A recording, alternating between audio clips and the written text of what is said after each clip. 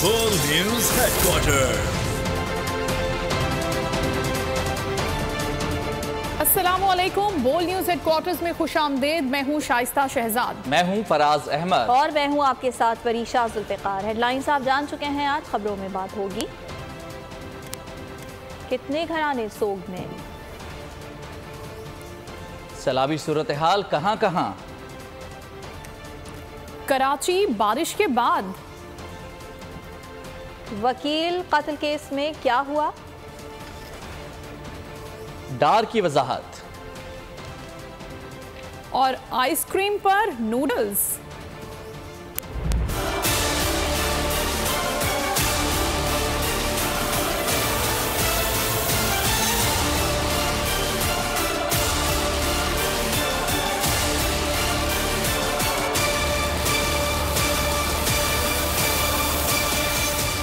और बुलेटिन के आगाज में हम बात करेंगे जारी मॉनसून के ताकतवर स्पेल के हवाले से, जिसके मुताबिक एनडीएमए ने रिपोर्ट जो शेयर की है उसमें अब तक एक माह में बादलों से बरसता पानी 133 जाने ले गया है। 25 जून से लेकर अब तक मुल्क भर में 57 मर्द, 21 खवातीन और 55 बच्चे जाँ बहक हो गए हैं। सबसे ज्यादा 65 अमवात पंजाब में रिपोर्ट हुई हैं अब तक, जबकि केपी में 35 और बलूचिस्तान से 6 अफराद जाँ बहक हुए हैं। सिंध से 10 और आज़ाद कश्मीर से 5 अफराद जिंदगी की बाजी हार गए। इस्लामाबाद में 11 अफराद जान से गए, जबकि 215 अफराद जख्मी हुए हैं। इन जख्मियों में 87 मर्द, 56 खवातीन और 72 बच्चे शामिल हैं। 368 घरों को नुकसान पहुंचा है। रिपोर्ट में बताया गया है कि अब तक 245 मवेशी हलाक हुए हैं। गाँव का बिफरा पानी करीबी आबादियों में कयामत बनकर टूट पड़ा। रावी, सतलुज और चनाब में सैलाब से वसी रकबा ज़ेर-ए-आब आ गया। कई बस्तियां डूब गईं। शोर मचाते रेले खड़ी फसलें बहा कर ले गए। रहीम यार खान के करीब चाचड़ा शरीफ में दरियाए सिंध की सतह बुलंद होने लगी। बहाव 2,15,000 क्यूसेक से बढ़ गया। कटाव से पानी करीबी बस्तियों और फसलों में दाखिल। दरियाए रावी के बहाव में बदस्तूर कमी जारी है। सैलाबी सूरत हाल मुकम्मल खत्म ना हो सकी।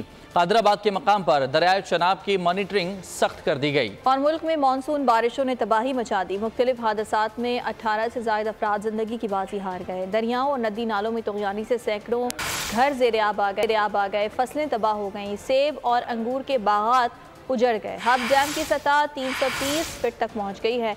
महकमा मौसमियात ने बारिश का सिलसिला मज़ीद 3 से 4 दिन तक जारी रहने की पेशगोई कर दी।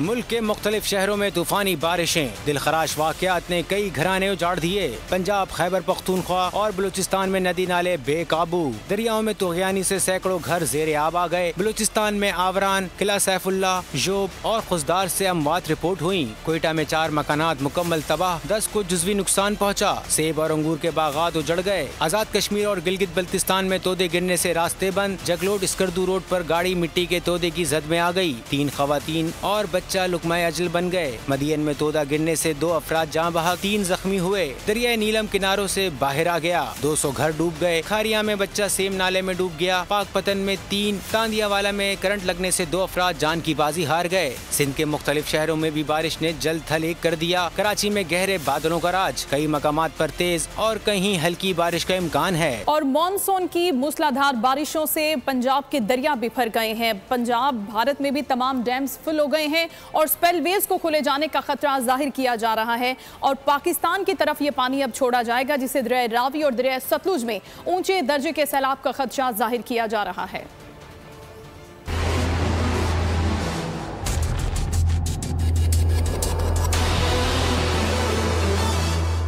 मुल्क के दरियाओं में शदीद तुग़यानी। मानसून की तूफानी इनिंग्स ने पानी का बहाव मजीद तेज कर दिया। पाकिस्तान में सैलाब का खतरा सर उठाने लगा। भारत की मजीद आबी जहरियत का खतरा टला नहीं। पाकिस्तानी दरियाओं में मजीद पानी छोड़ने का इम्कान। भारतीय हुक्काम के मुताबिक भारतीय पंजाब के तमाम डैम भर गए हैं। खतरे की सूरत हाल में स्पेलवेज खोल दिए जाएंगे। दरिया रावी, सतलज, चनाब और जहलम में ऊंचे दर्जे के सैलाब का खदशा। हेड गंडा सिंह वाला के मुकाम पर पानी का बहाव 65,000 क्यूसेक तक पहुंच गया।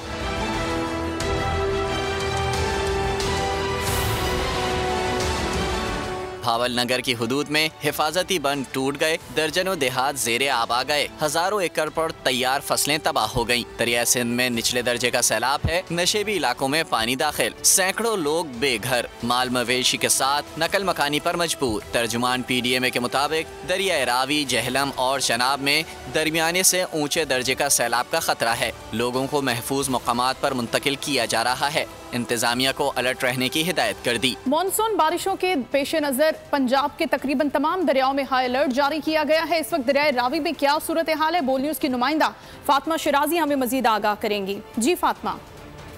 को दरियाए रावी में जो सैलाब की पेशगोई की जाती है बारिशों के पेश नज़र, उसकी हकीकत से आगाह करती हूँ कि अभी फ़िलहाल ऐसा कोई भी ख़तरा मौजूद नहीं है अल्लाह के करमो फजल से, और इंशाल्लाह ऐसा ही रहेगा।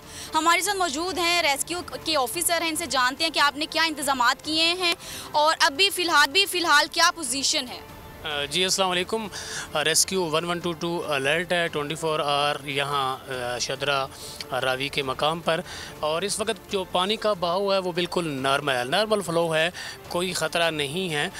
लेकिन उसके बावजूद भी जो PDM की तरफ से बारिश की पेशनगोई की गई है कि 23 जुलाई से 29 जुलाई तक बारिशें हो सकती हैं, तो मुमकिन जो सैलाब का ख़दशा है उसको मद्देनज़र रखते हुए रेस्क्यू 1122 की टीमें अलर्ट हैं और ज़िला इंतज़ामिया के बाकी जो इमरजेंसी इदारे हैं वो इस वक्त अलर्ट हैं। जी बिल्कुल, इनसे हमने बात की, उन्होंने कहा कि हम हर दम तैयार हैं अपनी जान और माल को ख़तरे में डाल के हम दूसरों की जान बचाएंगे, और अभी फ़िलहाल ऐसा कोई ख़तरा नहीं। ताहम हेड बल्लो के मुकाम पर जो लाहौर में सैलाब जो है वो निचले दर्जे पर है, लेकिन वो भी ख़तरे से बाहर है। बहुत शुक्रिया फातिमा, हमें लाहौर की सूरत हाल से आगाह करी थी दरिया रावी की। अब कुछ रुख करते हैं कराची का, तो कराची में महकमा मौसमियात की जानिब से पेशगोई की है कि कुछ इलाकों में हल्की बारिश और कुछ इलाकों में तेज़ बारिश का सिलसिला वक्फे से जारी रहेगा।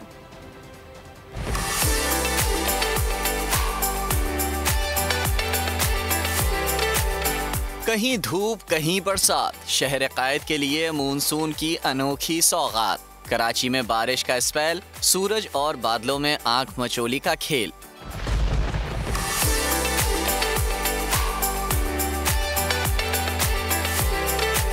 आज भी गरज चमक के साथ बादल बरसेंगे। बरसात का सिलसिला कल भी जारी रहेगा। मौसम का हाल बताने वालों ने खबरदार कर दिया। गुज़िश्ता रोज़ सबसे ज़्यादा बारिश सरजानी में 20 मिलीमीटर रिकॉर्ड की गई। कैदाबाद में 10.5, केमाड़ी 9, नॉर्थ कराची में 8.7 मिलीमीटर पानी बरसा। औरंगी में 8.4, कोरंगी में 6.8 मिलीमीटर मेघा बरसी। महकमा मौसमियात के मुताबिक बारिश का सिस्टम शहर में मौजूद है। अगले 2 रोज़ तक शहर का बड़ा हिस्सा इसके ज़ेरे असर रहेगा। और दरिया सिंध की सतह में मुसलसल इजाफे के बाद गुड्डू बैराज में आबी सतह 1,96,000 क्यूसिक हो गई है, जबकि सखर बैराज में पानी की सतह में भी इजाफा हो रहा है। क्या तफसीलात है, देखते हैं इस रिपोर्ट में। पानी की सतह इंतहाई तेजी से बढ़ रही है। मुल्क के बलाई इलाकों में होने वाली बारिशों का असर अब दरिया सिंध पर पड़ने लगा है। पहले ये ख्याल किया जा रहा था कि शायद दरिया सिंध में इस साल सैलाब नहीं आएगा, लेकिन अब सूरत हाल बिल्कुल बदल गई है। Sukkur barrage control room incharge Abdul Aziz Soomro के मुताबिक अगले 3 से 4 दिनों में गुड्डू और सखर बैराज पर दरमियाने दर्जे का सैलाब हो सकता है। यहाँ पर पानी की सतह 4 लाख क्यूसिक तक जा सकती है, और अगर कोहे सुलेमान के पहाड़ी इलाकों में मजीद बारिशें हुई तो सखर बैराज और गुड्डू बैराज पर ऊंचे दर्जे का सैलाब भी हो सकता है। इस वक्त हम सखर के अलिफ कच्चे के इलाके में मौजूद हैं। आप देख सकते हैं कि सैकड़ों राजरी पर जो है वो सैलाबी पानी जो है फैल चुका है। ये वो तमाम ज़रई ज़मीनें हैं जो वो यहाँ पर डूब चुकी हैं, और यहाँ पानी जो है उसकी सतह तेजी से बढ़ती है। बहुत शुक्रिया। निगरान वजीर आजम कौन? और कुछ मौसम की बात कर लेते हैं। मुल्क भर में मानसून का सिलसिला जारी है। शहर इक़्तिदार में इस वक्त मौसम कैसा है, बात कर लेते हैं बोल न्यूज़ के नुमाइंदे अल्लादिता खान से। अल्लादिता बताइएगा, इस्लामाबाद में कैसा मौसम है, क्या बारिश हो रही है वहाँ? जी बिल्कुल, इस्लामाबाद में भी महकमा मौसमियात हालिया स्पेल है, ये 26 जुलाई तक जारी रहना है। कल इस्लामाबाद में बादल जमकर बरसे, 29 मिलीमीटर बारिश बोकरा के मकाम पर रिकॉर्ड की गई। तहम आज इस्लामाबाद में मतला जुज़वी तौर पर अबरूलूद है। कल होने वाली बारिश की वजह से गर्मी और हब्स में कमी है। दर्जा हरारत 30 डिग्री सेंटीग्रेड रिकॉर्ड किया गया है, जबकि महकमा मौसमियात के मुताबिक इस्लामाबाद और गिरदोनवा में आज शाम और रात मज़ीद बारिशों का इम्कान है। और बारिशों की पेशेनगोई की वजह से इस्लामाबाद CDA ने भी चेयरमैन CDA नूरुल मीन महंगल ने किसी टाइम भी मूसलाधार बारिशों की वजह से हंगामी सूरत हाल की वजह से हमले की छुट्टियां भी मनसूख की गई। आगे बढ़े और आपको बताएं कि कराची में डिजिटल डकैतियां करने वाले 3 डाकू गिरफ्तार कर लिए गए। मुलजिमान ऑनलाइन रकम मुंतकली की दुकानों को निशाना बनाते थे। 70 से जायद डिजिटल वारदातों में 1 करोड़ से जायद रकम लूट ली गई। खुर्रम गुलजार हमारे साथ मौजूद हैं, उनसे मजीद जानेंगे। जी खुर्रम, बताइएगा ये किस तरह से वारदात करते थे? जी बिल्कुल, ये CIA AVLC गुलशन डिवीजन ने कार्रवाई की है जो शहर में डिजिटल डकैतियां करने वाले 3 मुलजिमान इनको गिरफ्तार किया है। मुलजिमान का तरीका वारदात जो है, मुलजिमान ऑनलाइन रकम मुंतकली की शॉप पर जाने के बाद वहां से अपने किसी भी नंबर पर रकम मुंतकिल कराते और इसी दौरान उस शॉपकीपर का मोबाइल फोन छीन लेते थे और उसके बाद जो है उस ऑनलाइन रकम वाले मोबाइल फोन से अपने नंबर पे जो है वो रकम मुंतकिल करते थे। मुलजिमान एक वारदात में 4 से 5 लाख रुपए की रकम मुंतकिल करते थे, जबकि मुलजिमान ने दौरान तफ्तीश 70 से ज्यादा वारदातों का एतराफ किया, जबकि AVLC गुलशन डिवीजन ने कार्रवाई इसमें जो है वो 40 अभी आपको खबर दें, चेयरमैन PTI का मुकदमात की तफसीलात के लिए हाईकोर्ट से रुजू। सेक्रेटरी दाखिला IG इस्लामाबाद FIA दरखास्त में फरीक हैं। चेयरमैन PTI को कल साइफर के मामले पर FIA ने तलब कर रखा है। वजीर दाखिला राना सनाउल्लाह के बयानात और ट्वीट्स को भी दरखास्त का हिस्सा बनाया गया है। साइफर के मामले पर इमरान खान की गिरफ्तारी का खदशा जाहिर किया था। पर तहकीकात असद उमर, शाह महमूद कुरैशी FIA ऑफिस पहुंच गए हैं। दोनों रहनुमाओं को FIA ने नोटिस के जरिए तलब किया था। इस वक्त आपको खबर दे रहे हैं कि साइफर तहकीकात के मामले पर शाह महमूद कुरैशी FIA के ऑफिस पहुंच गए हैं। दोनों रहनुमाओं को FIA की जानिब से नोटिस के जरिए तलब किया गया था और दोनों रहनुमा अब FIA के ऑफिस पहुंच गए हैं। अहम सवालात पूछे जाएंगे। इस वक्त आपको ये मनाजिर भी दिखा रहे हैं। शाह महमूद कुरैशी और असद उमर FIA ऑफिस पहुंच गए हैं। और सुप्रीम कोर्ट ने वकील अब्दुल रज़ाक शर कत्ल केस में पुलिस को चेयरमैन PTI को 9 अगस्त तक गिरफ्तार करने से रोक दिया है। अदालत उज़्मा के हुक्म पर चेयरमैन PTI ने अदालत उज़्मा में पेश होकर सरेंडर किया। मुद्दई के वकील ने बैरून मुल्क होने की वजह से मुकदमे के इल्तिवा की दरखास्त दी। अदालत ने समाअत 7 अगस्त तक मुलतवी कर दी, जिसे लतीफ़ खोसा की इस्तदा पर 9 अगस्त कर दिया गया।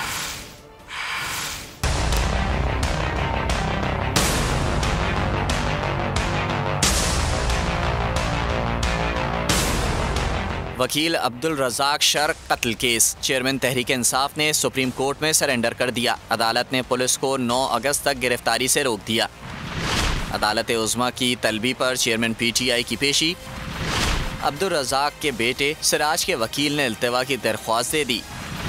मौक़िफ़ अपनाया, बैरून मुल्क होने की वजह से हाजिर नहीं हो सकता। मुकदमे की समाअत 10 मुहर्रम के बाद रखी जाए। जस्टिस याहिया अफरीदी ने इस्तदा मंजूर करते हुए समाअत 7 अगस्त तक मुलतवी कर दी। बाद में लतीफ़ खोसा की इस्तदा पर तारीख को 9 अगस्त कर दिया गया। अदालत ने चेयरमैन PTI को आइंदा समाअत पर ज़ाती हैसियत में तलब कर लिया। सरकारी वकील ने कहा, चेयरमैन PTI तफ्तीश के लिए दरकार हैं। जस्टिस मज़ाहिर नकवी ने मुकालमा किया, किस बुनियाद पर कह रहे हैं कि चेयरमैन PTI मतलूब हैं। प्रोसिक्यूटर जनरल बलूचिस्तान ने तहकीकाती रिपोर्ट अदालत में जमा करा दी। रिपोर्ट में कहा गया, 8 जून को वजारत दाखिला ने JIT बनाई। मुकदमे में चेयरमैन PTI समेत 4 मुल्जिमान को शामिल तफ्तीश करने का फैसला किया। मुतादिद नोटिस के बावजूद अब तक चेयरमैन PTI शामिल तफ्तीश नहीं हुए। बाद पावर प्लांट रेफरेंस की एहतसाब अदालत इस्लामाबाद में समाअत वजीर आला सिंध मुराद अली शाह अदालत में पेश हुए। वकील ने रेफरेंस को खारिज करने की इस्तदा करते हुए कहा कि कोई माली बेज़ाब्ती नहीं हुई, नैब कानून का इत्तलाक नहीं होता, एंटी करप्शन कोर्ट को भेजा जाए। जज मोहम्मद बशीर ने दलाइल सुनने के बाद समाअत को 3 अगस्त तक मुलतवी कर दिया। वज़ीर आज़म बनाए जाने से मुतालिक सवाल पर इसहाक डार का जवाब सामने आ गया। वज़ीर ख़जाना ने तरदीद नहीं की, कहा कि यह खबर मैंने भी सुनी है। अब तक हर जिम्मेदारी बखूबी निभाई है। अल्लाह ने जिससे जो काम लेना हो लेता है।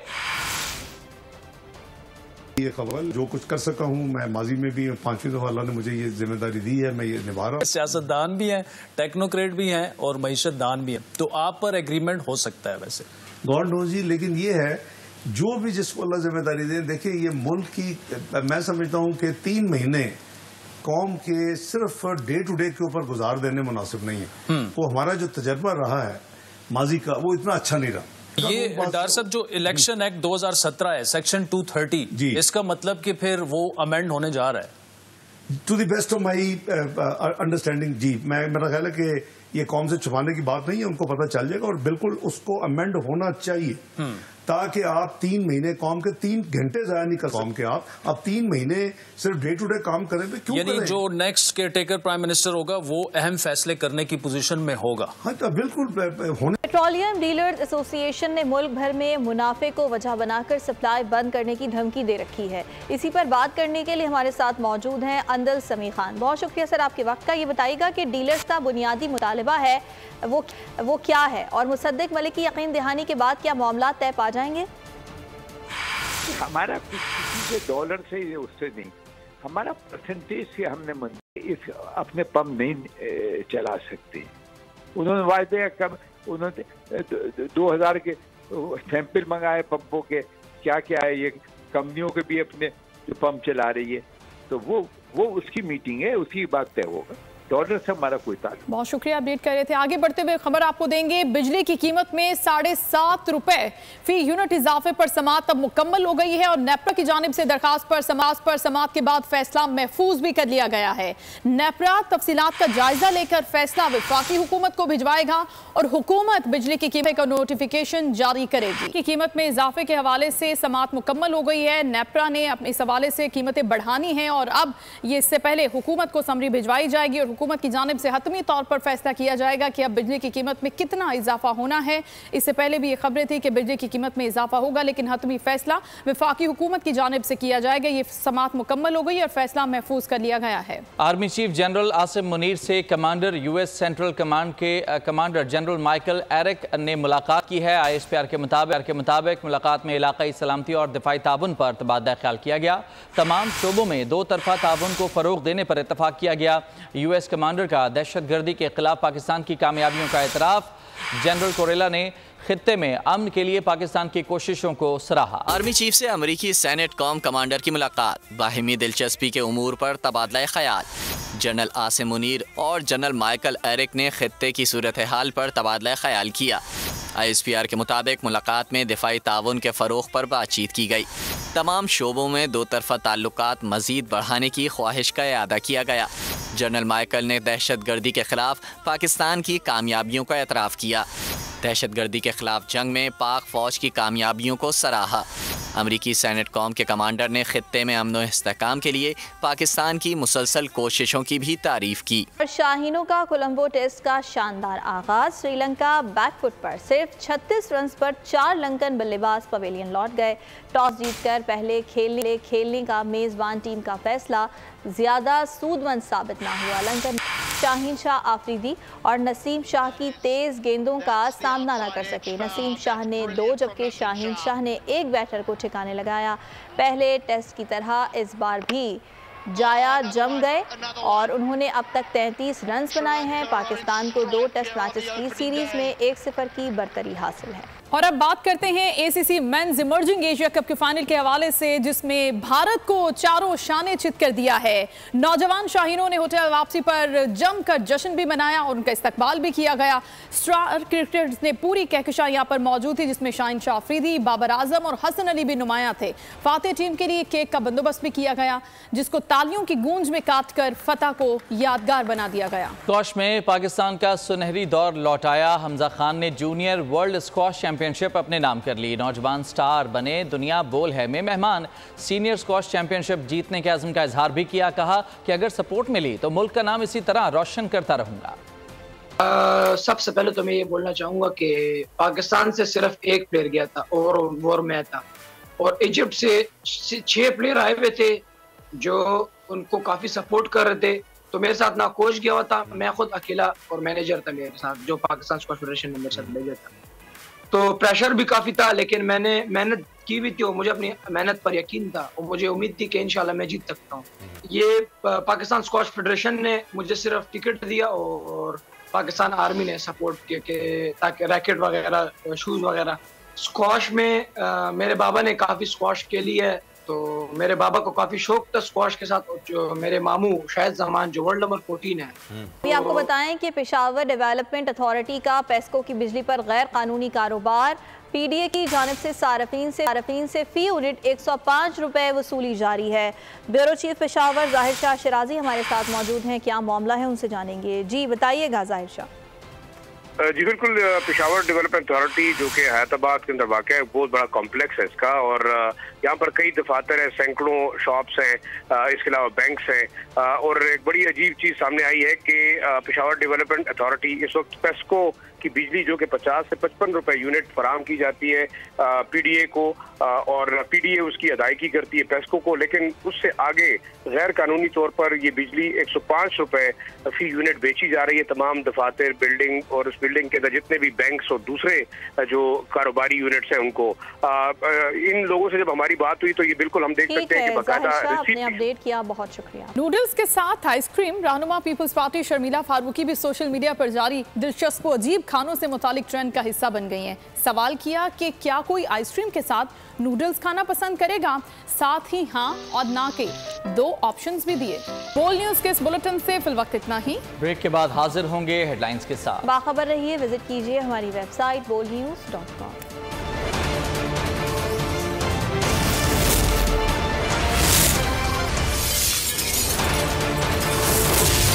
पाकिस्तान की आईटी इंडस्ट्री जो है वो पाकिस्तान की एक्सपोर्ट में एडिशनल इजाफा कर सकती है अगले 3 सालों के अंदर, क्योंकि आईटी और बाकी जो 3 सेक्टर्स हैं, उन 3 सेक्टरों में आईटी में फ़र्क है। वो ये है कि ये टर्म में आपको गेन दे सकती है जो पाकिस्तान की नीड है इस वक्त। आईटी को तो पहले भी, इससे पहले वाली हुकूमतें और इससे पहले भी लोग डिफाइन करते आए कि जी यार आईटी से बहुत चेंज आ जाएगा। क्या वो इम्पैक्ट हुआ आईटी इंडस्ट्री के ऊपर जो हम समझते थे और चाहते थे? पाकिस्तान की आईटी एक्सपोर्ट्स इतनी हो जाएंगी कि पाकिस्तान के सारे मसले मसाइल ख़त्म हो जाएंगे? वो तो नहीं हुआ। आपकी जो पॉलिसीज़ हैं वो कॉन्फ्लिक्ट हो रहा है। क्या हमने ऐसी पॉलिसीज़ रखी हुई है कि गूगल मजबूर हो यहाँ पे ऑफिस खोलने में? पॉलिसीज़ के तहत करना होगा। वो 2 से 3 महीने 4 महीने में खुद ब खुद ऑफिस स्टार्ट करेंगे। जो आपके मुल्क का आईटी का एंटरप्रेन्योर है, $100 मिलियन तो वो बाहरी अकाउंट रोक लेता है। आप उसको मोटिवेट करके उसको पर फोकस करें, उस पर इंसेंटिव करें, वो आपको 100 आएगा तो आपका 5 टाइम्स इंक्रीज हो जाएगी फौरन। टेक्सटाइल में हम क्या करते हैं, हम उठाते हैं बाहर के किसी ब्रांड के लिए टी शर्ट यहाँ बनाते हैं, उसको दे देते हैं। लेकिन अब आईटी के बाद अगर आप अपना ब्रांड बना के लोगो वहाँ पे बेचेंगे, चाहे B2B बेचें चाहे B2C बेचें, पॉसिबल है। पाकिस्तान की जो एक्सपोर्ट में ये $30 अरब से ज़्यादा का इजाफा इससे हो जाना खाली यार। गवर्नमेंट के फंडों से इदारे बनाकर और उनके थ्रू कोई रेवोल्यूशन आ जाएगा, सवाल ही नहीं है। तो आपने इंतखाब सही कर लिया है, अब आगे चीज़ सही करनी है, बस आप सही डायरेक्शन में सही चीज़ होगी इंशाल्लाह। मैं समझता हूँ $50 अरब तक की आईटी एक्सपोर्ट में कंट्रीब्यूट कर सकता है पाकिस्तान। सब्सक्राइब करें और बेल दबाएं ताकि कोई खबर रह न जाए।